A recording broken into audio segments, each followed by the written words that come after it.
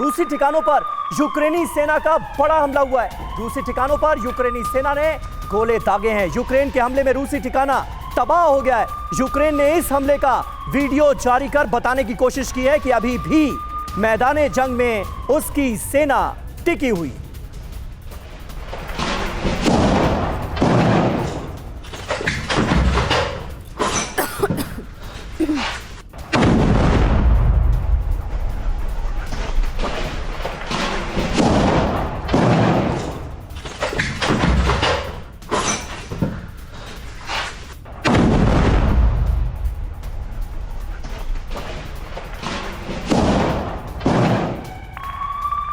एक और अहम खबर है, अगले कुछ ही दिनों में रूस के कब्जे में हो सकता है पूरा बखमुट। पहली बार नाटो चीफ का बखमुट पर बड़ा बयान। ज़ेलेंस्की ने कहा बखमुट के बाद और आक्रामक होगा रूस।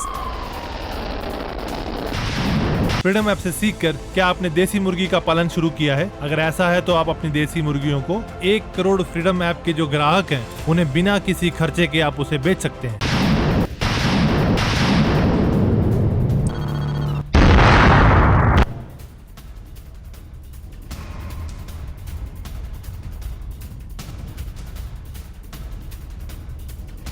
तो बाखमुत की जो जंग है वो और ज्यादा तेज होती जा रही है। आइए अब आपको कुछ और डिटेल्स इंफॉर्मेशन वॉल के जरिए दिखाएंगे कि किस तरह पूरा का पूरा शहर तबाह हो गया। कुछ देर पहले आपने एक सैनिक का वीडियो भी देखा जिसमें वो जंग हारते हुए दिख रहे हैं और कैसे पूरा खंडर में बदल चुका है शहर। ये भी उस सैनिक के वीडियो के जरिए तस्वीरें सामने आई।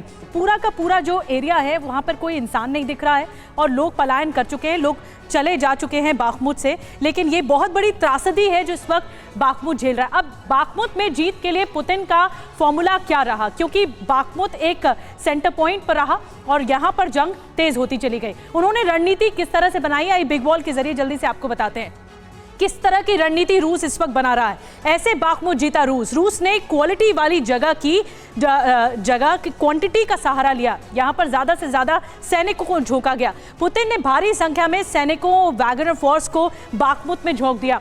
इसके अलावा रूस क्वालिटी के मोर्चे पर पिछड़ रहा है, इसीलिए क्वांटिटी का सहारा ले रहा है। आपने देखा होगा कई टैंक्स हैं जो कि जिन्हें अपग्रेड नहीं किया गया, आउटडेटेड हो चुके हैं, खराब पड़े हुए हैं, मिट्टी में भी धंस गए हैं। ये भी बात सामने आई। हमने बाखमुत के पूरे पूर्वी हिस्से को कब्जे में ले लिया है, ये रूस का कहना है। अब खास बात क्या है आपको ये भी बताते हैं। रूस के हमले के बाद सबसे लंबी और भीषण लड़ाई बाखमुत में ही लड़ी गई है।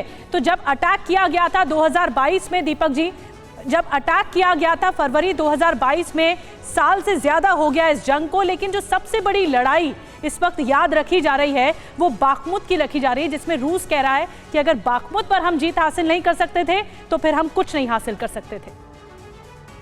दीपक जी, आपने पूछा है कि जंग इस समय कहां पहुंच चुका है जी। ये तो आपने खुद स्पष्ट रूप से बता दिया है कि बाखमुत बहुत जरूरी हो गया, एक एम्बलम बन चुका है। रूस उसको जीतेगा, कहेगा हमारी विक्ट्री है। यूक्रेन अगर नहीं जाने देता कहेंगे ये हमारी विक्ट्री है। लेकिन एक प्रश्न मैं पूछना चाहता हूं, करोड़ों लोग आपका कार्यक्रम देख रहे हैं, चाहे आप हाई मार्क्स दें, चाहे लो मार्क्स दें, चाहे मिडिल मार्क्स दें, ये हथियार क्यों दिए जा रहे हैं? क्योंकि स्पष्ट रूप से जब सोवियत संघ टूटा था, सर आपको याद दिला दूं, 72 साल की मेरी उम्र है, मेरे टीचर फ्रांसिस फुकुयामा ने किताब लिखी थी एंड ऑफ हिस्ट्री, इतिहास खत्म हो गया, अमेरिका हमेशा के लिए शहंशाह है। फिर रूस उभरा, जॉर्जिया को ठोका और अब नीति अमेरिका की और पश्चिमी देशों की यह है इतना कमजोर कर दो रूस को ताकि फिर ना उभर सके। और जो ज़ेलेंस्की साहब है, सर गिव मी 15 सेकंड्स मोर, ज़ेलेंस्की साहब ने हाल ही में एक ऑर्डिनेंस, एक प्रेसिडेंशियल डिक्री दी है कि अगर कोई भी शांति की बात करे जब पुतिन वहां का राष्ट्रपति है तो वो देशद्रोही है। यानी पीछे हटने का रास्ता भी आपने बंद कर दिया। सर ये आदमी स्टेट्समैन नहीं है, माफ कीजिए, ये सर्कस के जोकर से ज्यादा नहीं है। ठीक है सर, एक सवाल हर किसी के जहन में है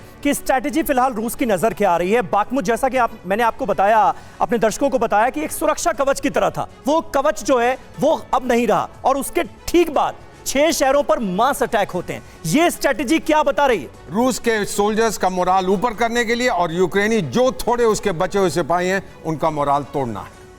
ठीक है, तो ये बड़ी बात निकलकर सामने आ रही है, ये स्ट्रेटजी निकलकर सामने आ रही है। फ्रीडम ऐप से सीखकर क्या आपने देसी मुर्गी का पालन शुरू किया है? अगर ऐसा है तो आप अपनी देसी मुर्गियों को 1 करोड़ फ्रीडम ऐप के जो ग्राहक हैं उन्हें बिना किसी खर्चे के आप उसे बेच सकते हैं।